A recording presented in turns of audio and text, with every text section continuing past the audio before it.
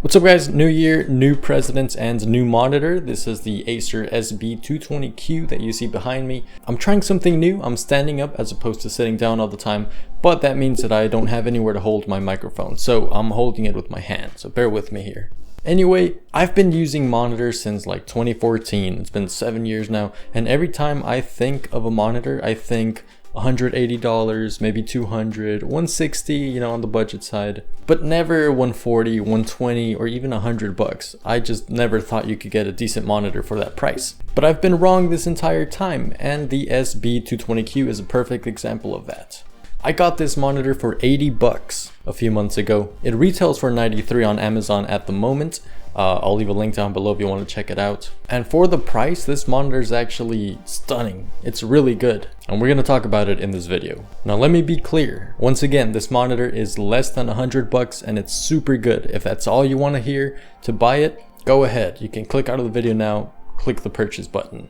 But going more into detail, it's a 21.5-inch display, full HD, IPS panel, 75 Hz refresh rate, and an incredibly thin body. The design is superb. It's thinner than my phone. The bezels are super thin as well, and the monitor itself is lightweight. Now that could be a positive or a negative depending on how you want to use it and how you want your desk to be set up, but it's definitely very modern looking overall. And because of the lightweightness, I don't know if that's a word, it's easy to move around. If you frequently move your setup around, you move your desktop monitors, it's not going to be an issue. And if you want to have a multi-monitor display setup going on your desk, it's not going to be too heavy. It also does not have speakers. Now that doesn't bother me at all because I use headphones all the time when gaming or watching videos or editing, doing anything like that. I always wear headphones. But I understand that some people just want to eat breakfast or something while using their computer and watching a YouTube video. Speakers would be better in that situation, and these monitors don't have speakers, so it's kind of a bummer. But for the price point, I'm not expecting speakers. It also only has one HDMI port and one VGA port. I kind of wish it had more because I use it on the PS4 and I've been using it on my PC as well as my second monitor.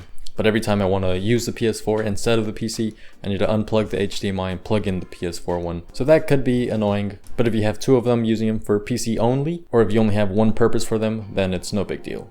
Now, I don't know about you guys, but when I see this display when it's off, it looks flush, completely flush, like the display stretches all the way to the corners. But once you turn it on, you know that there's a border around the entire thing. Now, the bottom bezel is fine. It says Acer. It's part of the actual frame. It's not part of the panel, so that's fine. But the rest is part of the panel, but it bothers me that the edges don't light up. It's not part of the actual screen. Let me show you guys what I mean. So right now the display is off, and you can see that it looks flush. The panel looks flush all the way through. You would think that when it's on, the display would come all the way to the edges, right? You could maybe see a little bit of the border right here, but I surely didn't notice it before I turned it on for the first time.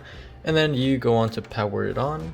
I still have Google opened up, and then you could definitely see the border here at the edge, all going all the way around. So it's not completely bezel-less. It might not have a frame on the edge over here, but it still has a border.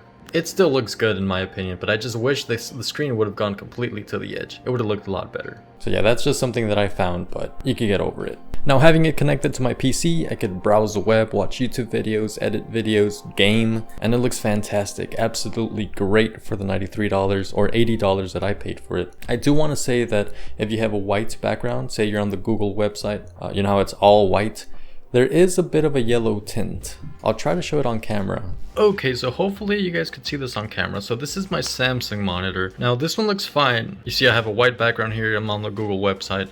And then here is the Acer monitor. I don't know if you guys could see like a yellowish tint on this monitor. I think you guys should be able to see it. It's just a slight tint. You could barely see it. Once you've been using the monitor for a while, you won't even notice it. But I hope you guys are able to see that. Or maybe I'm crazy, I don't know.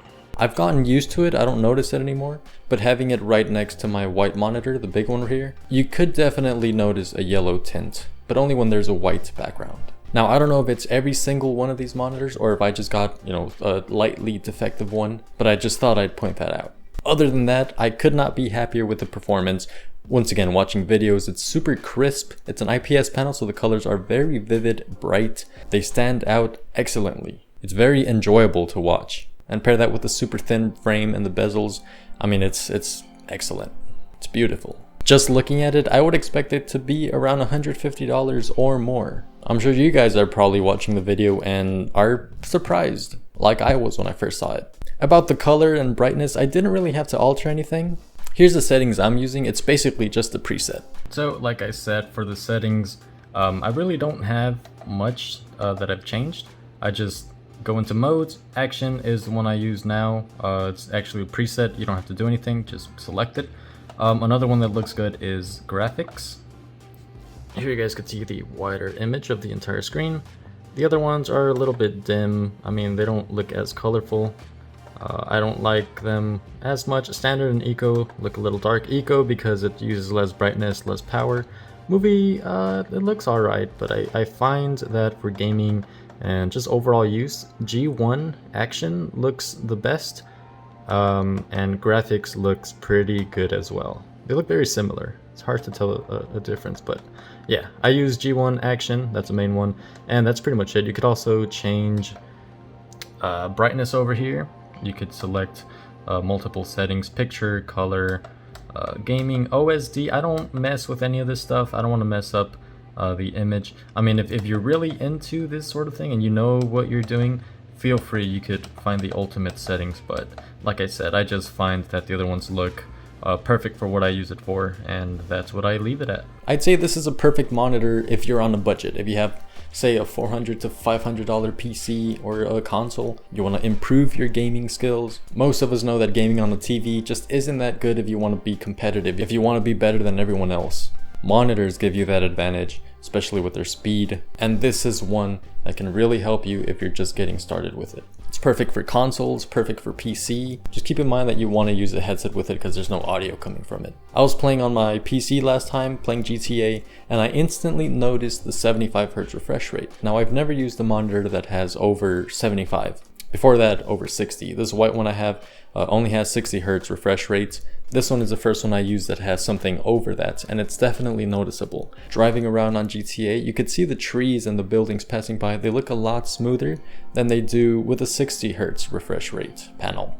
I was super surprised at how good it looks. I would even say that it might look better than the white one I have here, the Samsung monitor. Other games like Far Cry 5, Call of Duty Cold War look incredibly crisp, colorful, and clear, and fast too. They look really good. So if you're coming from a TV, this is a definite upgrade. You will not be disappointed. If you have a $100 budget for a monitor, this one is perfect. Get it quickly because it's always out of stock on Amazon. I think right now it's available, so you might want to pick it up if you can. But I mean, just look at it. You can't go wrong with this one. This is one of my favorite items that I've reviewed on the channel. I wasn't sure what to expect when I bought it, but after months of use, it's just put a smile on my face. It's perfect. And I think you'll like it too.